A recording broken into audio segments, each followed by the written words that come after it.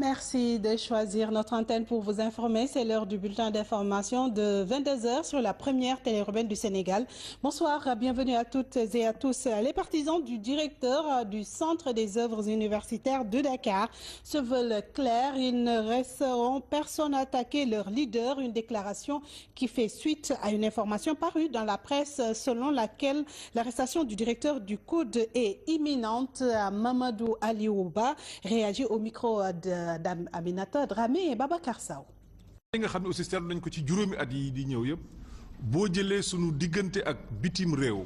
À l'arrivée de Macky Sall, le PIB était à 10,7%, mais avec les prochains résultats, nous serons à 5,7%. Mais la balance des paiements nous montre aujourd'hui le poids des Sénégalais de l'extérieur dans notre économie, la diaspora. Nous nous excusons, c'était plutôt la réaction de l'argentier de l'État, Mamadou Amadouba, plutôt, qui revenait sur cette politique de développement qu'il faut faire pour encourager les Sénégalais vivant à l'extérieur à investir davantage ici même au pays. Les chefs religieux, les autorités coutumières et les politiques des entités indissociables dans ce pays, selon l'analyste politique Momar Seyni Ndiaye. Cependant, ces chefs religieux doivent savoir faire la différence entre la justice et l'exécutif. Rappelle toujours le spécialiste qui pense que la justice doit rester indépendante et ne doit subir aucune pression. Reportage Goranaklo. Khalifa Saleh a fait des erreurs qui l'ont conduit en prison. Une parole du porte-parole des Tidjanes, Serigne Abdoul Aziz Sy Al Amine, que certains politiques voient autrement. Pour l'analyste politique Momar Seyni Ndiaye, les chefs religieux doivent toujours faire la différence. Si le pouvoir religieux exige l'équité de la justice et en même temps demande la reddition des comptes, ceci est concevable. Il est concevable que de ce point de vue-là, le pouvoir religieux demande qu'on en revienne à l'orthodoxie, non seulement dans la gestion des deniers de l'État, mais l'orthodoxie en matière d'équité judiciaire. Il ajoute que la justice ne doit pas être dictée par qui que ce soit, elle reste indépendante. Elle ne doit pas être dictée par les pouvoirs politiques et encore moins les pouvoirs religieux. Aucune force, aucun pouvoir n'a le droit d'imposer à la justice une attitude. La justice doit être indépendante au nom du principe de la séparation des pouvoirs. La pensée des chefs religieux peut être utile souvent dans les affaires politiques, même si d'autres estiment que c'est un milieu très risqué. Religion et politique ne vont pas de pair, c'est la conviction de certains citoyens rencontrés par nos reporters. Selon ces Sénégalais, quelle que soit la stature de la personne, cette dernière doit remplir sa mission avec honnêteté et abnégation. Reportage Adjaratou Chening. Entre religieux et politiciens, chacun se doit de remplir le rôle qui lui est dévoué. La religion, ce sont les paroles de Dieu. La politique, si tu es élu, c'est fini. Tu es devenu riche, tes proches sont riches et les autres restent. On te laisse là-bas. C'est pourquoi même ça, j'ai décidé de ne plus voter. Très difficile de politique. Nek julit te do jadd te julit du jadd. En politique c'est ce que lycée bokk tubaab yi wax rek ne peut-être c'est des sorciers république. Selon ces citoyens rencontrés dans les rues de la Médina, la religion est différente de la politique. Véhiculer la parole de Dieu, effectivement, c'est le rôle du marabout. Le politique, moi, je ne sais pas comment le définir. Il a l'art de bien diriger la société. Mais qu'est-ce qu'on voit actuellement dans le... Oui, c'est le contraire. C'est le contraire qu'on voit. On voit du n'importe quoi. Une fois élu, c'est fini. Man pour man marabout éducateur la rek ku xam yàlla ku ko jàng war ko jàngale ci façon bi mu ko xamee ci yàlla pour nit ñi mën a jël kan mooy tabarak wa taala. Les citoyens sénégalais, pour la plupart, respectent les religieux qui dictent les lois de Dieu, formulent des prières aux politiques qui viennent vers eux et apaisent les tensions au sein de la société. Merci beaucoup Adjaratou Aïcha Gningue. Direction à présent Thiès, c'est pour parler des cheminots retraités qui étaient en sitting ce matin dans la capitale du rail. Ils réclament leurs indemnités de départ à la retraite, des indemnités estimées entre 5 et 10 millions de francs CFA selon les grades et les anciennetés. Ayant plusieurs fois alerté les autorités compétentes sur leur situation, ces cheminots, une soixantaine pourraient faire monter la lutte d'un cran. C'est ce que nous explique Cheikh Ahmed Tidiane Sow, c'est un ancien responsable de la formation du chemin de fer. Il est avec Simon Pierre Faye. De 15 mois, 18 mois, on court derrière cette indemnité. Nous ne commandons rien, nous ne demandons rien. Nous demandons simplement qu'on nous paye notre indemnité. C'est aussi simple que ça. Ça tourne autour de 5 millions pour les moins et de 12 à 14 millions pour ceux qui en ont le plus. Ceux qui ont en charge cette affaire-là, véritablement, ils n'ont pas le profil de l'emploi. Ils ne disent jamais ce qu'ils font, ils ne font jamais ce qu'ils disent. Avec notre première alerte, ils ont payé un premier groupe, ceux qui sont partis en juillet et août. Après, ils nous avaient dit qu'ils allaient payer d'un moment à l'autre. Après, ils changent de discours, que c'est pas à eux, ils nous doivent de l'argent, c'est le Transai qui nous doivent de l'argent. C'est inadmissible cette situation-là. La directive de toute oppression, c'est la résistance. Nous résisterons. Ce pays-là est dans le malheur et notre devoir, c'est de l'en tirer.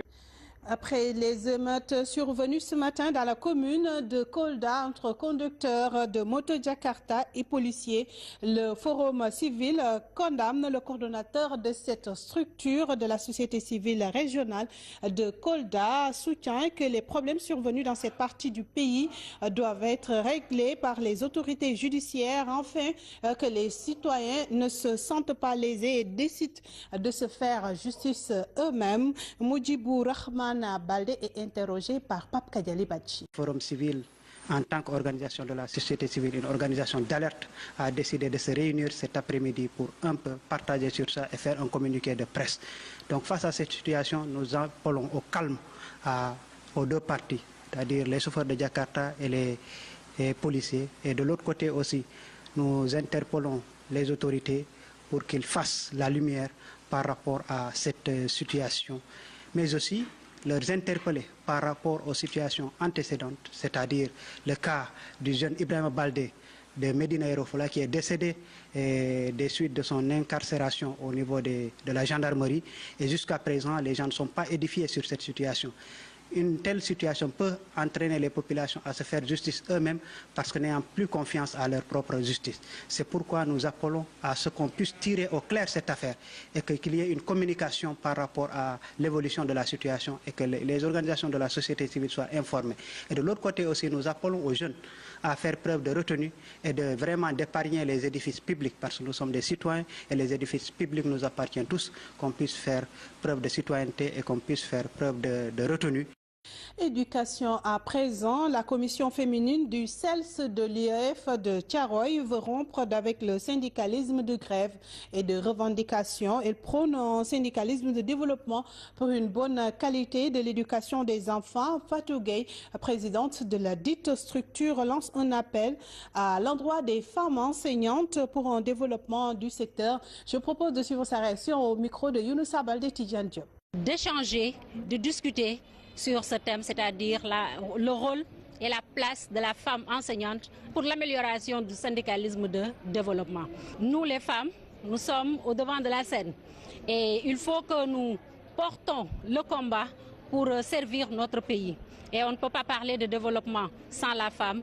Ce qui nous a animés pour échanger autour de ce thème, pour dire que le syndicalisme, ce n'est pas seulement des revendications, ce n'est pas seulement des grèves, mais ça y va pour l'amélioration et la qualité de l'éducation de nos chers enfants. Mais on sait que d'ici quelques mois, on va aux élections de représentativité syndicale. Et là, on saura, le gouvernement saura à qui il va adresser la parole. Plus de 200 enfants talibés ont bénéficié de soins gratuits ce matin au poste de santé de l'unité 26. L'initiative est du réseau Andeligue des Parcelles Assainies qui veut prévenir à travers cet élan de solidarité certaines maladies de la peau ou d'infections pulmonaires. Plus de détails dans ce compte rendu signé Alassane Baldé Abdoulaye Diagne.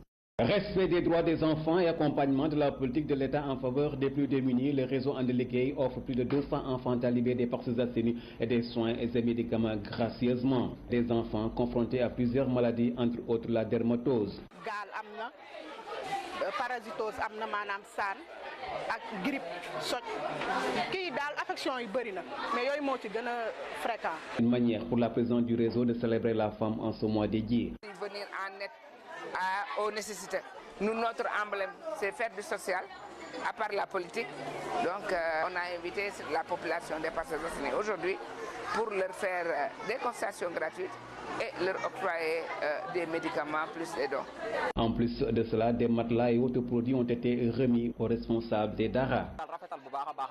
Nous nous félicitons de cette initiative car il n'y a pas mieux que de soutenir les Dara. En tout cas, c'est un geste à saluer et à magnifier. On a aussi des matelas, des produits détergents, désinfectants pour les lieux où les enfants habitent.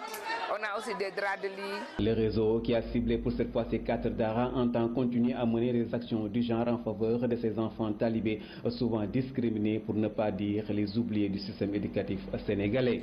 Et c'est ce compte rendu signé Alassane Baldé qui met un terme à ce flash d'information. Merci de votre fidélité renouvelée à la première télé urbaine du Sénégal. Grand merci également à l'équipe technique qui m'a accompagné pour la présentation de ce bulletin d'information. Tout de suite, la seconde partie de votre émission ou de votre talk show préféré de la soirée, Sen Show avec Salma. Bonne suite des programmes sur la Sen TV.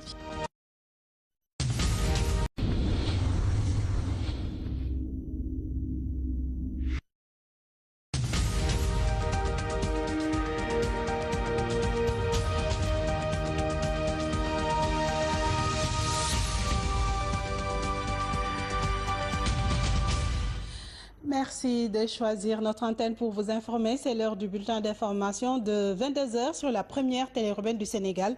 Bonsoir, bienvenue à toutes et à tous. Les partisans du directeur du Centre des œuvres universitaires de Dakar se veulent clairs. Il ne reste... Dans notre économie, la diaspora. Nous nous excusons, c'était plutôt la réaction de l'argentier de l'État, Mamadou Amadouba, plutôt, qui revenait sur cette politique de développement qu'il faut faire pour encourager les Sénégalais vivant à l'extérieur à investir davantage ici même au pays. Les chefs religieux, les autorités coutumières et les politiques des entités indissociables dans ce pays, selon l'analyste politique Momar Seyni Ndiaye. Cependant, ces chefs religieux doivent savoir faire la différence entre la justice. Personne n'a attaqué leur leader, une déclaration qui fait suite à une information parue dans la presse selon laquelle l'arrestation du directeur du COUD est imminente. Mamadou Aliouba réagit au micro d'Aminata Dramé et Babacar Sow. li nga xam ne aussi seetlu nañ ko ci juróomi at yi di ñëw yëpp boo jëlee sunu diggante ak bitim réew. À l'arrivée de Macky Sall, le PIB était à 10,7%, mais avec les prochains résultats, nous serons à 5,7%. Mais la balance des paiements nous montre aujourd'hui le poids des Sénégalais de l'extérieur. Et l'exécutif rappelle toujours le spécialiste qui pense que la justice doit rester indépendante et ne doit subir aucune pression. Reportage Gorandaklo. Khalifa Saleh a fait des erreurs qui l'ont conduit en prison. Une parole du porte-parole des Tidjanes, Serigne Abdoul Aziz Sy Al Amine, que certains politiques voient autrement. Pour l'analyste politique Momar Seyni Ndiaye, les chefs religieux doivent toujours faire la différence. Si le pouvoir religieux exige l'équité de la justice et en même temps demande la reddition des comptes, ceci est concevable. Il est concevable que de ce point de vue-là, le pouvoir religieux demande qu'on en revienne à l'orthodoxie, non seulement dans la gestion des deniers de l'État, mais l'orthodoxie en matière d'équité judiciaire. Il ajoute que la justice ne doit pas être dictée par qui que ce soit, elle reste indépendante. Elle ne doit pas être dictée par les pouvoirs politiques et encore moins les pouvoirs religieux. Aucune force, aucun pouvoir n'a le droit d'imposer